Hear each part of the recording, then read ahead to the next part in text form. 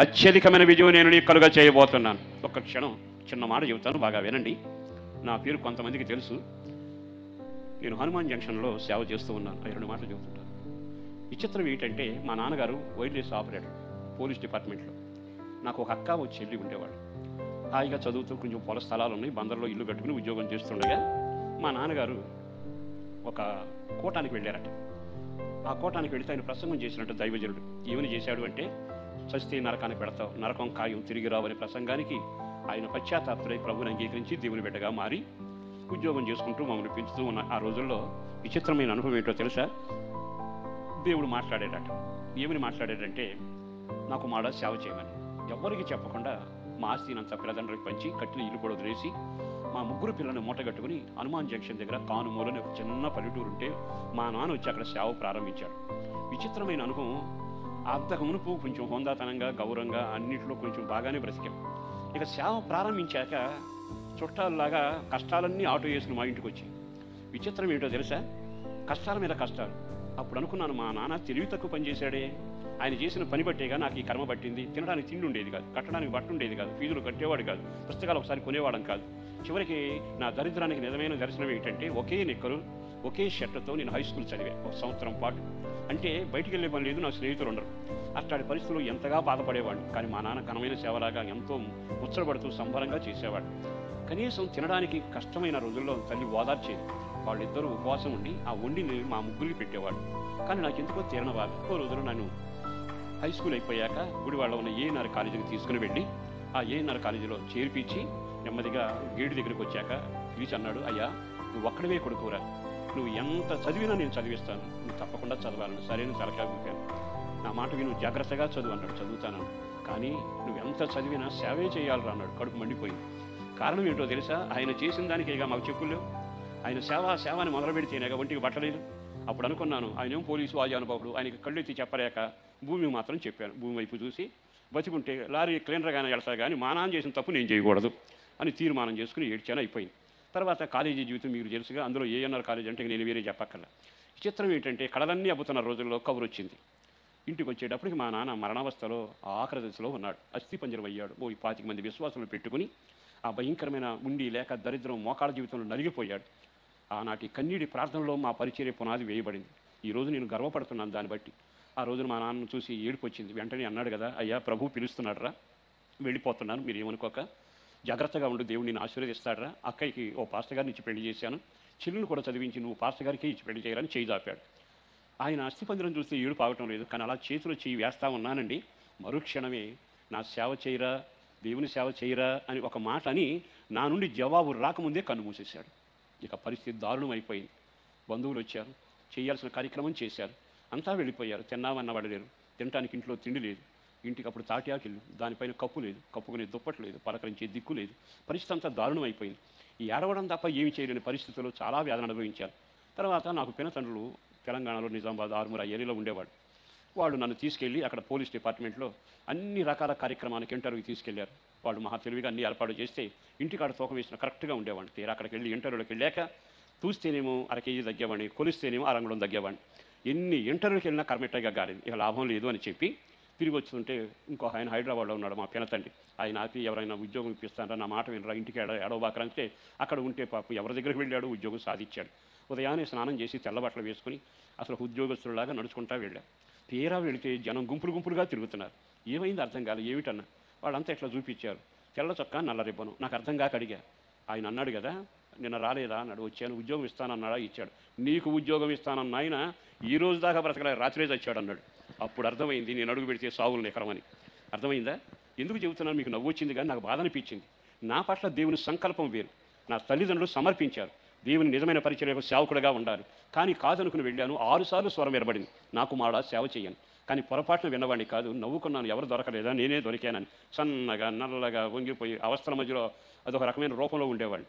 నాకు ఎవరు స్నేహితులు కూడా ఉండేవాడు కాదు. అలాంటి పరిస్థితుల్లో 6 సార్లు ప్రభు స్వరాన్ని తిరస్కరించాను, పరిహాసంగా మాట్లాడాను.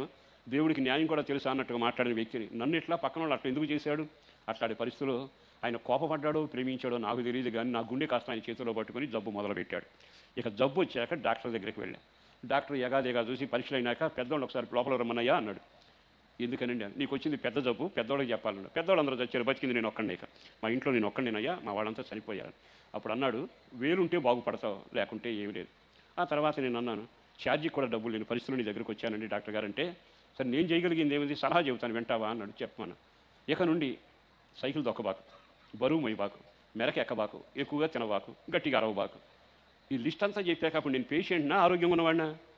అప్పుడు నాకు అర్థమైందంటే సైకిల్ దొక్కకూడదు, బరువు మొయ్యకూడదు, ఎక్కువగా అరవకూడదు, ఎక్కువగా తినకూడదు, మెరక ఎక్కకూడదు. అంటే ఇక పడక మీద సీనే కనది. నేను దేవుని సందులో ఏడ్చుకుంటూ వచ్చాను. ఆ తర్వాత ఒక రోజు నా జీవితానికి మలుపు తిరిగింది. చెల్లి తల్లి నిద్రపోతున్న వేళ గుండె బలహీనత ఎక్కువై శ్వాస అంతగా విచిత్రమైన అనుభవాలు, గాలిలో నిలబడి గాలి పీల్చడం మొదలుపెట్టాను. అర్థమవుతుంది ఇది ఆఖరి క్షణం అని. ఎందుకో బతకాలని ఆశ, వాళ్ళని చూస్తే మమకారం ఊరేగుతూ, అయ్యా నీవు కానీ నన్ను బ్రతికిస్తే బ్రతికినంత కాలం నీ సేవ చేస్తానయ్యా అని ఏడుపుల మధ్యలో ఒక మాట పలికాను. ఆ మాట పలికిన తరువాత విచిత్రం ఏంటంటే, ఆ రాత్రికి రాత్రి నా దేవుడి హస్తం నన్ను తాకడం జరిగింది. ఆ తర్వాత ఆరోగ్యం కలిగింది. ఆరోగ్యం కలిగాక పీల్చున్న గాలి కానీ నొప్పి కానీ ఇబ్బందులు లేకుండా స్వేచ్ఛగా ఉన్నాను. అప్పుడు అనుకున్నాను, ప్రభు నన్ను ముట్టి స్వస్థపరిచాడని. మనం ఏం చేయాలి? వెంటనే ప్రభు నీకు వందనాలను చెప్పాలిగా. నేను ఆ మాట చెప్పాలా? ఒక మాట చెప్పాను, ప్రభు ఆపదలో ఉన్నా కనుక నీ సేవ చేస్తానన్నా, దయచేసి క్షమించయ్యా, నన్ను ఏమనుకోబాకు.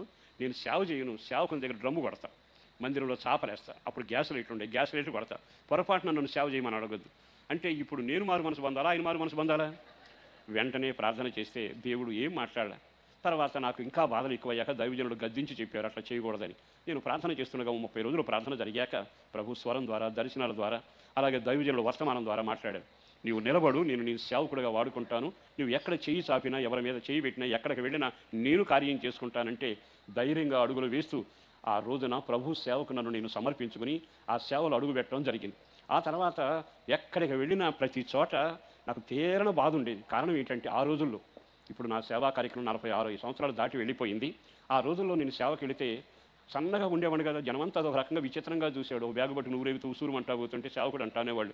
కానీ నా జీవితంలో ఏం చేయాలో అర్థం కాల. దేవుని వాక్యం చదువుతున్నప్పుడు ఈ వాక్యం నన్ను తాకింది. ఆయన ప్రార్థన ఏమిటో తెలుసా? నేను సేవకుడని నీవు రుజువు చేయాలి, నేను సేవకుడని నీవు రుజువు చేయాలి, నేను చేసేదంతా నీ చిత్తమని నీవు పలకాలి, ఈ ప్రజలు నా వైపు గాక నీ వైపు తిప్పబడాలి. ఆ 3 మాటలు నన్ను తాకాయండి. ఆ రోజున బలిపీఠం దగ్గర పడి ఏడ్చి, ప్రభువా ఈ 3 కార్యాలు నా జీవితంలో జరగాలి. ప్రజలు నా వైపు గాక నీ వైపు తిప్పబడాలి, నేను చేసేది నీ చిత్తమై ఉండాలి, నేను నీ సేవకుడని ఊళ్ళో వాళ్ళు చెప్పక్కర్లా, నువ్వు చెబితే చాలు. ఆ విధంగా ప్రభు దగ్గర ప్రార్థన చేసుకుని ప్రభువు సమర్పణ చేసుకుని అడుగులు వేయడం మొదలుపెట్టాను. ఆ తర్వాత ఒక చోట కూటం జరిగింది. నాకు చిన్నప్పటి నుంచి భయం ఎక్కువండి, దయ్యాలంటే ఇంకా దడబుట్టేది. ఆ కూటానికి వెళితే ఇట్లా పెద్దయ్య గారు చక్కడ కూటం పెడితే సేవకుడు ముందుకు రండి అంటే నేను వెనక్కి కూర్చునేవాడిని, ముందుకు వచ్చేవాడిని కాదు. తర్వాత ప్రసంగం చేస్తున్నాడు ఆయన, ప్రసంగం చేస్తూ ఉండగా దయ్యం వచ్చి డ్యాన్స్ చేయడం మొదలు పెడితే ఆయన గద్దిచ్చాడు, పడిపోయింది. మళ్ళా లేచి మళ్ళీ వచ్చింది. అక్కడున్న సేవకులు నెమ్మదిగా తీసుకుని పక్కకు వెళ్ళారు. తర్వాత మళ్ళా గద్దించిన సేవకులు ఆపకుండా మళ్ళీ వచ్చిన తర్వాత గట్టిగా అరుస్తున్నాడు. అప్పుడు వెంటనే వాడు అన్న మాట ఏమిటో తెలుసా? ఆ వెనక కుర్చీలో ఒకడు ఉన్నాడు, ఆ సన్నటు ఉండేడు రమ్మని అన్నాడు. నాకు పుట్టింది దడ, అసలే నాకు దయ్యం అంటే భయం, పైగా రమ్మంటున్నాడు. గట్టిగా నా పేరు, ఈ సేవకులంతా కలిసి నువ్వేనంట, పో పో పో అని తోసుకొచ్చారు. ఒక పక్కన దడ, కాకపోతే సేవకులందరూ ఉన్నారు కనుక దెయ్యం ఏం చేయదులేని ధైర్యం. కానీ ఏం చేయాలి అర్థం కాక కళ్ళు మూసుకుని చిన్న ప్రార్థన చేయన్నాడు. ప్రార్థన చేశాను. ఆ మరుక్షణం అతను పడిపోయాడు, దెయ్యం వదిలి వెళ్ళిపోయింది. ఆ రోజున ఒక సేవకుడిగా అర్హత లేకపోయినా, యోగ్యత లేకపోయినా, పిలుపు విలువ తెలియకపోయినా, పైన సాగటం చేతగాకపోయినా దేవుడు గణపరిచాడు. ఆ ప్రాంతంలో ఇంచుమించు మా ప్రాంతంలో అప్పట్లో ఉన్న పెద్ద నానుడు ఏమిటంటే, ఎక్కడ దయ్యం పట్టిన ఆయన చర్చికి వెళ్ళయ్యా. మొత్తం మీద ఊళ్ళో వాళ్ళంతా నా చర్చికి జనాన్ని బలి పంపించారు. దెయ్యం రావటం నాకు మేలయ్యిందిగా. నేను మరలా చెప్పగలిగిన మాట ఏమిటో తెలుసా? మన ప్రార్థనా జీవితం నవ్వులాట కాదు, చరిత్ర తిరగరాయగలగాలి. దేవుడు మన పక్షాన నిలవగలగాలి, దేవుడు మన పక్షాన ఉండగలగాలి. దేవుడు మన పక్షాన ఉంటే అద్భుతం జరగబోతా ఉంది.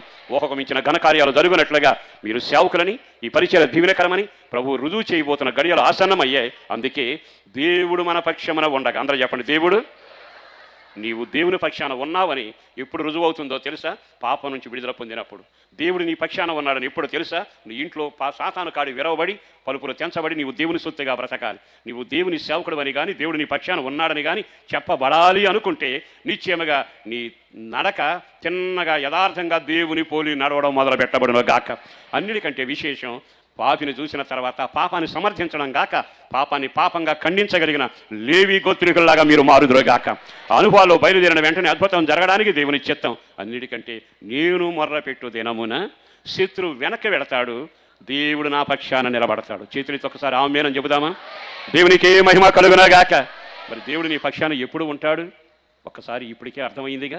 దేవుడు మీ పక్షాన ఉండాలి. చివరి వాక్యం ఒకటి చెప్పి నేను ముగిస్తాను. తిమోతికి పౌలు రాసిన ఉత్తరంలో చక్కని మాట రాయబడింది. ఆ రాయబడిన మాట ఏమిటో తెలుసా? దేవుడు చాలా తేటగా మాట వినిపించాడు. దైవజనుడు చెబుతున్నాడు కదా, ప్రజలు దేవుడు నా పక్షాన నిలబడ్డాడు అనే వాక్యాన్ని చెప్పడానికి ఆఖరి అధ్యాయం తిమోతి పత్రిక 2వ పత్రిక ఆఖరి 4వ అధ్యాయములో 16వ వాక్యాన్ని చదువుదాం. నేను మొదట సమాధానము చెప్పినప్పుడు ఎవడును నా పక్షమున నిలవలేదు, అందరూ నన్ను విడిచిపోయిరి, ఇది వారికి నేరముగా ఎంచబడకుండును గాక. అయితే నా ద్వారా సువార్త పూర్ణముగా ప్రకటింపబడు నిమిత్తమును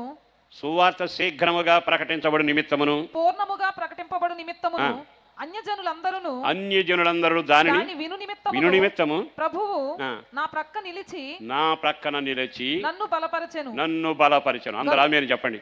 ప్రభు నా పక్షాన ఉండి నన్ను బలపరిచాడు. ఎప్పుడు?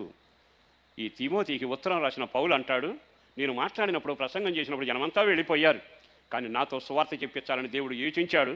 నేను సువార్తను చెప్పడం, అది అన్యులు వినడం, అనేకులు దేవుని వైపు తిప్పడం అనే కార్యక్రమానికి అందరూ వదిలిన, అందరూ దూరం అయిపోయినా నేను మాత్రం ఈ సువార్త కొరకే బ్రతకాలని నిలబడ్డాను. ఆ సువార్త చెబుతుండగా దేవుడు నా పక్షాన నిలబడి నన్ను బలపరిచాను. చేతులతో ఒకసారి ఆమేన్ అందామా? దేవుడు నీ పక్షాన ఉండాలి అంటే నువ్వు సువార్త చెప్పేవాడవై ఉండాలి. నీవు తప్పనిసరిగా దేవుడు నీ పక్షాన ఉండాలి అంటే నువ్వెవరవై ఉండాలో తెలుసా? సువార్తను చెప్పించేవాడవై ఉండాలి. మీరందరూ ఈ విషయాన్ని మనసులో పెట్టుకోనండి. దేవుడు మన పక్షాన ఉండాలి. నేను బాప్తిసం పొందాను, హాయిగా ఉంటున్నాను, ఏసీ వేసుకున్నాను, గేట్ వేసుకున్నాను, పేకల దాకా తిన్నాను, పరుపు మీద పడుకున్నాను కాదుగా. నువ్వు శ్రమ పడదువుగాక, సువార్త కొరకు ప్రయాసపడదువుగాక, సువార్త కొరకు ఖర్చు పెట్టుదువుగాక, సువార్త చెప్పించుదువుగాక. బలమైన కార్యాలు నా యేసును బట్టి బ్రతిమలాడుతున్న దేవా నా పక్షానుండు, నా పిల్లల పక్షానుండు, నా ఇంటి పక్షానుండు, నా సంఘాల పక్షానుండు. ఎన్నిసార్లు అరిచినా అరిగేది లేదు, ఒరిగేది లేదు, జరిగేది లేదు. దేవుడు నీ పక్షాన ఉండాలి అంటే నువ్వు కడగబడిన వ్యక్తివై ఉండాలి. దేవుడు నీ పక్షాన ఉండాలంటే సాతాను కాడి విరవబడి స్వేచ్ఛ స్వతంత్రం కలిగి దేవుని పోలి నడిచేవాడవై ఉండాలి. నువ్వు ఎవరివై ఉండాలో తెలుసా? పాపాన్ని జయించగలిగిన, పాపం మీద జయ జీవితాన్ని సాధించగలిగిన వాడవై ఉండాలి. నువ్వెవరివో తెలుసా? నీవు మోకరించినప్పుడల్లా పరలోకం తెరవబడాలి. ప్రపంచానికి నువ్వు దేవుని సేవకుడని రుజువు కావాలి. నీవు చేస్తున్నది దైవ చిత్తమని ప్రజలంతా దేవుని వైపు మళ్ళగలగాలి. అన్నిటికంటే మరో విశేషం ఏంటో తెలుసా? నీవు సువార్త చెప్పినప్పుడు దేవుడు నీ పక్షాన ఉంటాడు. గట్టిగా ఆమేన్ అంటారా? ఇంకా గట్టిగా ఆమేన్.